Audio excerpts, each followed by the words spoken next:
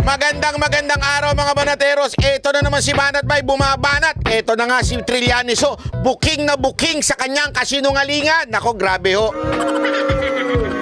Grabe ho, as in, hindi talaga mapapagkatiwalaan itong tao na ito na si Trillanes. Ngunit natapat, subalit, magtataka ka, bakit hindi man lang ito masyadong ibinabalita ng media? Bakit kanyo? Etong mga media na ito, nung panahon ng Quadcom, talagang ibinalita ang lahat ng pinagsasabi ni Trillanes. Kahit ito po ay recycled news na o issue, ika nga. Bakit to kanyo? Ito yan. Nung buong panahon ng Quadcom, tungkol po dyan sa issue na yan, wala naman si Trillanes eh.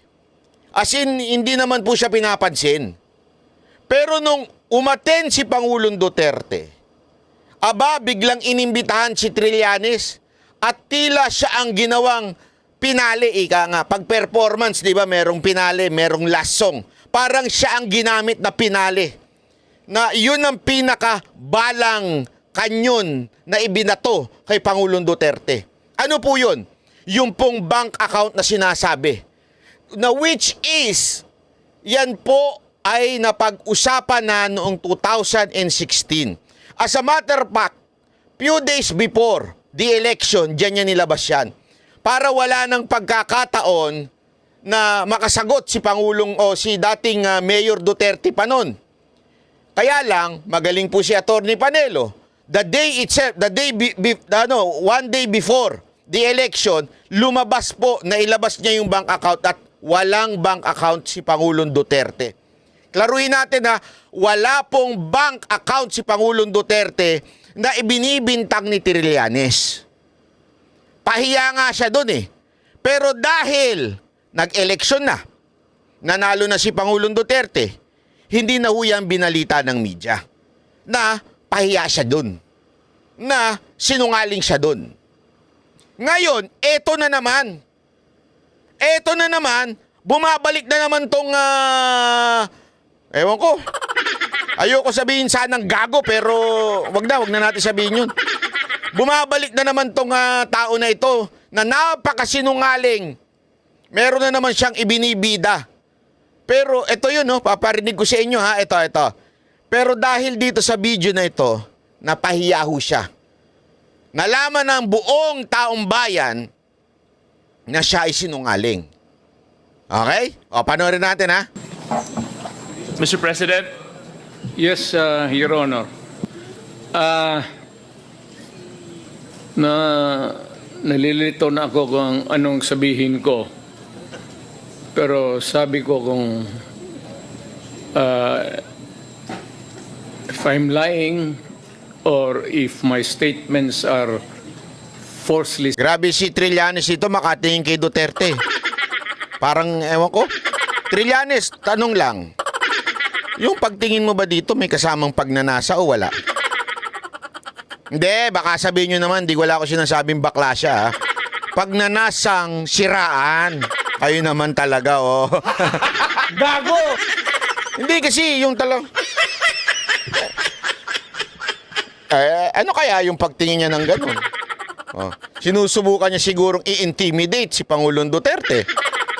Basta meron siyang pagnanasa. Di lang natin alam kung anong klaseng pagnanasa yun, ha? Stated if there is an iota of magbigti ako. So, in the same manner na kung magbigti ako si Trillanes, dapat magsabay rin sa akin. Okay, duly noted of your thoughts, Mr. President. Former Senator Trillanes, you're recognized. Maraming salamat, Mr. Chairman. Ito pong dokumentong ito po yung naging basis ko nung plunder case na final ko kay Duterte Ayan. 2016. Oh. At ito po ay inimbestigahan ng Ombudsman. Plunder case daw na sinampa niya. Na inimbestigahan daw ng Ombudsman. Mag-follow kayo dun sa istorya nitong si Raulo na ito. Napakasinungaling eh. At ang Deputy Ombudsman, Arthur Carandang, Oo. and I think the Quadcom can invite him. siya ang nag-conduct ng investigation. Humingi siya ng dokumento sa AMLAC at kinonfirm niya. And because of that, tinanggal ni Duterte si Deputy Ombudsman. Now, aside from Kinonfirm daw. Kinonfirm daw ng AMLAC. Yan ang sinasabi niya during that Quadcom. Nagsampa siya ng kaso sa ombudsman ng plunder, kinonfirm daw ng AMLAC, at ano daw ginawa ni Duterte? Sinibak daw ni Duterte yung ombudsman. Because of what? The confirmation of the AMLAC. Yeah? Yan ang sinalsal ng mga media. Yan ang binalita minuminuto. Bawat araw binabalita yan, araw-araw nung time na yan. Mula umagang hanggang gabi, hanggang tanghali, pinag-uusapan ng mga tanso, vlogger yan. Sinalsal lang todo yan. Hindi po bastos yung salsal, ha? Sabi na sinalsal, talagang dinikdik ng dinikdik. Oh, may bank account si Duterte. Oh, napikon si Duterte kasi dito yung part na nagalit si Duterte. Oh, ganyan. Dahil sa sinasabi nito ni Trillanes na merong bank account, kaya napikon si Duterte. Yan ang araw-araw na sinalsal po ng media. that, Kasi nga mga bayaran ng mga putang inang media na yan eh. Yan ang katotohanan. Pasensya na kayo media. Nakakaya. Tayo rin po ay parte ng mainstream dahil SMNI anchor po tayo. Pero nakakaya talaga kayo mga media kayo. Mga mukha kayong pera. Yan ang pinapakain nyo sa mga anak ninyo. Pera. Galing sa mga, ewan ko kung kanino galing yan. Galing ba sa ayek yan o sa tupad ba yan o sa akap? Ano, saan ba galing yung mga pera ninyo? Galing sa taong bayan. so pwede natin, suggested by Chairman Paduano, na yung AMLAC mismo, unless, since hindi naman na siya incumbent, pwedeng ma-access yun with the waiver. Pero we've been there before. Nagsabi na yan siya na magbibigay siya ng waiver.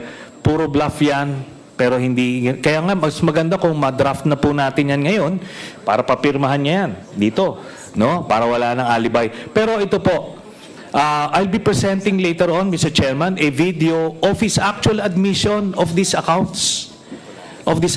No? So, ito naman pong mga cheque na in-encash, in-extract lang namin from that long list. Mga managers checks po yan, hindi nawawala sa system po yan. And later on, alam mo, ang talent nito ni Trillanes, magsinungaling. Hindi, walang biro. Ang talent niya talaga magsinungaling. Yung parang convinced siya sa pagsisinungaling niya. Mantakin mo, sinasabi niya pa ngayon na kumpleto kami ng detalye, ha? Yan ay na-aproba ng na-confirm ng AMLAC yan at saka ng ombudsman yan, ha? Kaya nga tinanggal. Yung parang kahit sarili niya siguro, napapaniwala niya sa kasinungalingan niya. May mga kilala kayong ganun? Yung sa tindi ng pagsisinungaling, kahit yung sarili nila, hindi na alam kung ano ang tama't mali. Alam niyo yun, yung mga pathological liar, ika nga. Parang sila mismo kumbinsido doon sa pagsisinungaling nila. Hindi na nila alam na sinungaling sila. Nakakita kayo ng ganun tao? Dami ko kilalang ganyan. Oh, yung mga scammer. Naku po, pambirang duwaire. ano rin yan, exempted sa impeachment cases, kaya pwede po lumabas yan, ipepresenta po yan. That's the smoking gun ng proceeds of the illegal drug trade ng Duterte crime family. Salamat po. Grabe yung kanyang yung kanyang argument. Well, pwede yan. Pwedeng gamitin yan na yan sa impeachment, ganyan. Nakalimutan niya, hindi na pala presidente. Di ba? Pwedeng yan, hindi yan, labas sa impeachment siya, pwede siya makulong, pwedeng. Wala, mahina talaga ito. Alam mo, ang immunity ng presidente ay during his term only. After, pwede na. After po, pwede na. Huwag kang kung talagang may kaso ka, ibig sabihin kung talagang meron kang nakikitang mali, bakit di mo kasuhan ngayon?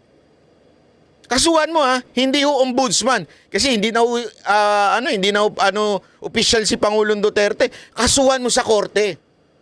Kasi sa tingin ko, dahil under oath itong susunod na sasagot, maaari ka nang makulong.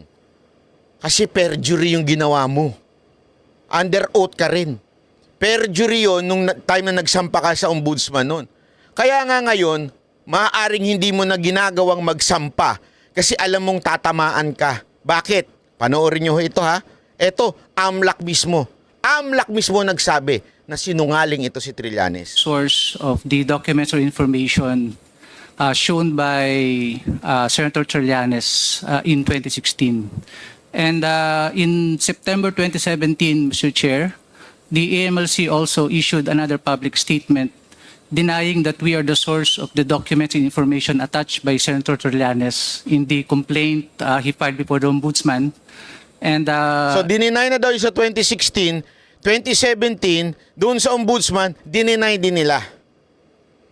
Ibig sabihin, walang kinalaman ng AMLAC, di ba? Ibig sabihin, yung sinasabi ni Trillanes na parang kinukonfirm ng AMLAC, hindi ho totoo.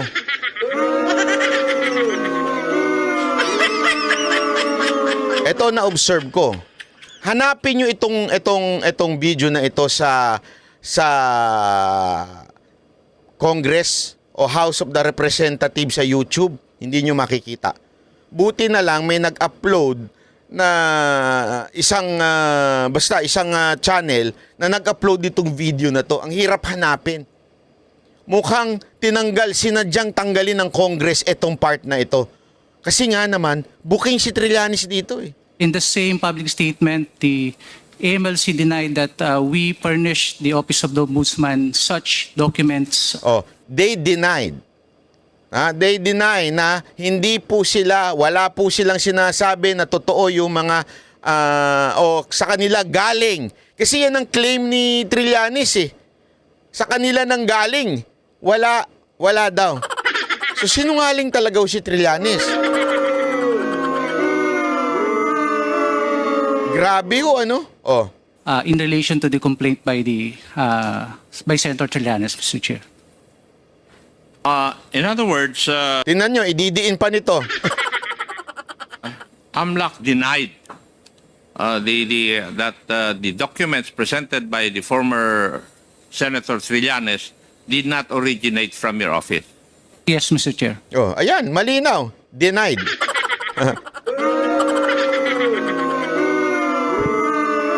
Eto kung ang media talaga ay patas at hindi bayaran, hindi mo nga ito nakita sa balita eh. Alam nyo kung saan nyo lang makikita to?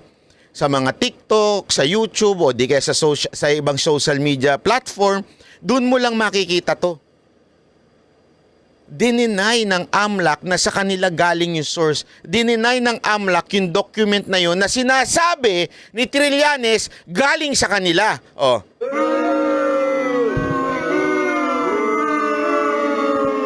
Walang nagbalitang media, mga putang ina nyo, mga media kayo. Sorry, pero totoo talaga, kayo ay mga pinaka number 1 na sinungaling sa Pilipinas.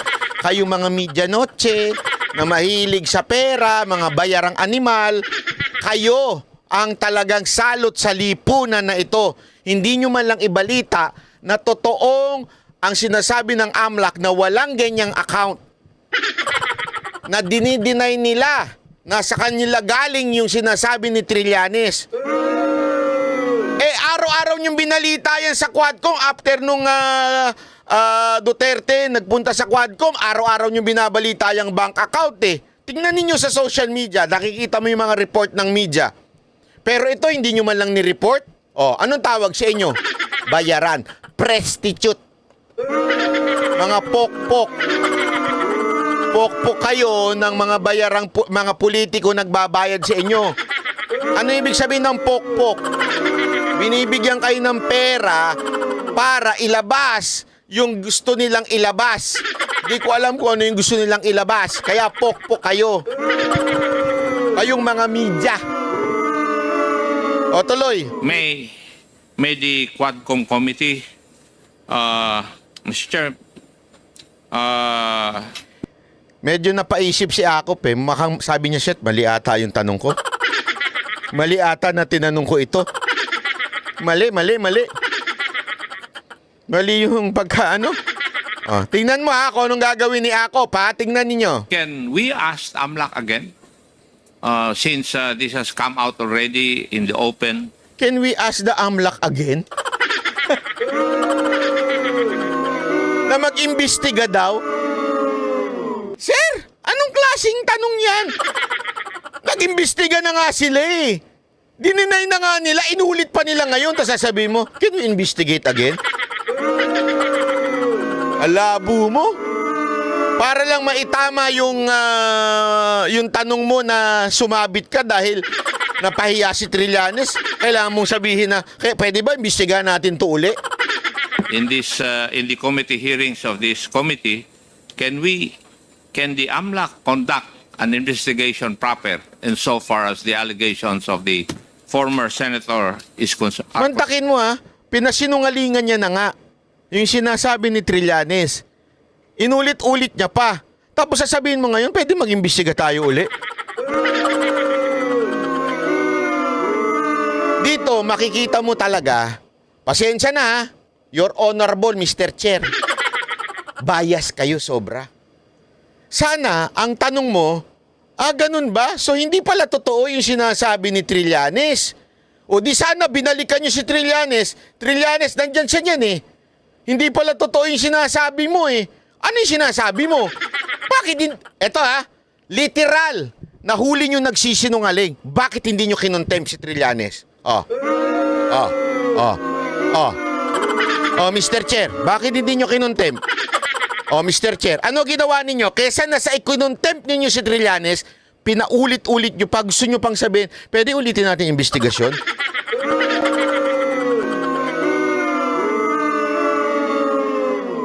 Di sobrang bias kayo, halatang halata. Mr. Chair, yang upuan na yan, iano ko... Sir?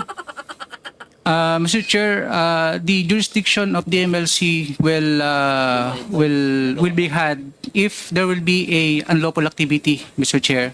So, if there will be an unlawful activity that will be filed, then it is the mandate of the MLC to conduct a financial investigation, Mr. Chair. Buti na lang matalino to. Sabi niya, kung merong unlawful activity, ibig sabihin may perang kaduda-duda na nangyayari. Okay? And someone will file, di ba, a case or file something, then pwede. Pero yung uulitin mo, yung sarado ng kaso, yung sarado ng issue, uulitin mo lang kasi gusto nyo salsalin pa, hindi na pwede yun, sir. Anong klase kayong congressman, sir? Your Honorable Mr. Chair.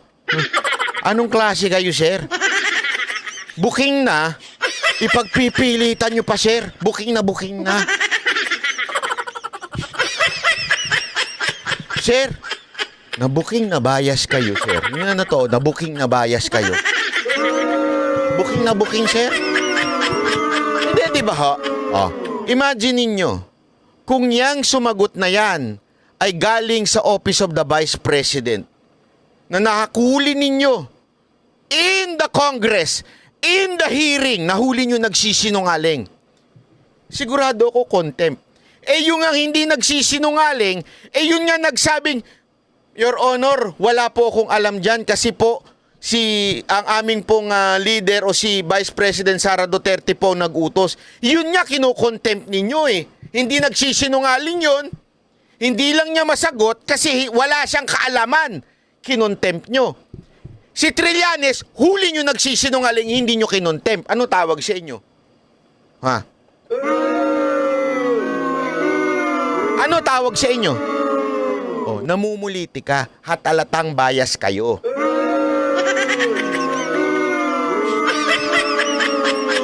O baka naman, sir, hindi yan kasama sa script. Lumigwak si AMLAC sa script ninyo at magagalit si Romualdez pag hindi nyo yan naayos. Ha? Baka mamaya hindi maibigay yung dapat ibigay. Gago! Hindi! Maibigay yung suporta, kayo naman. Sino suporta ni Romualdez yan? Suporta! Hindi naman, wala naman ko sinabing pera. Sinusuportan, moral support. Go, go, go, Akop. Go, go. Akop. Ganun. Moral support. Ay, hindi po support na pera. Gago!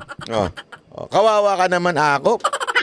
Thank you. Nagkamali ka ng tanong. Tingnan mo palalagpasin lang niya. Mr. Chair, we also issued invitations to Mantakin mo. Laking news nun Ang laking kabukingan nun. Nabuking si Trillanes na nagsisinungaling. Under oath. Dininay ng AMLAC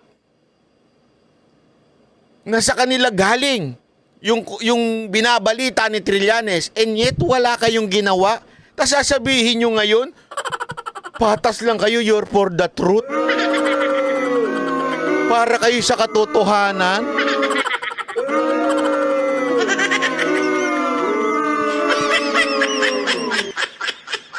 Di ba? Booking na booking kayo.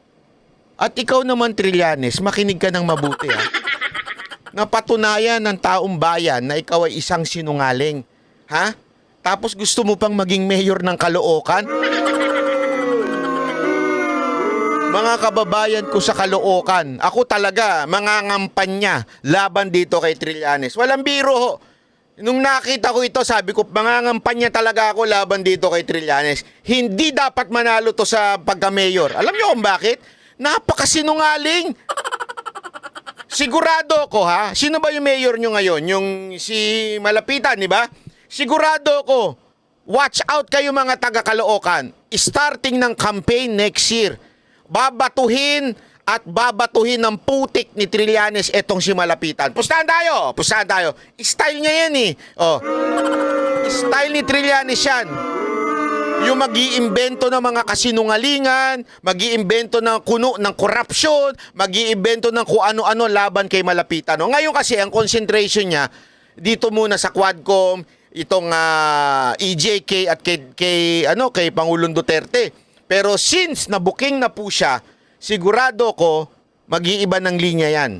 Pustahan tayo. Napahiya siya kaya mismo ngang according to Taberna, yung impeachment na sinasabi niyang hinog na. Hinog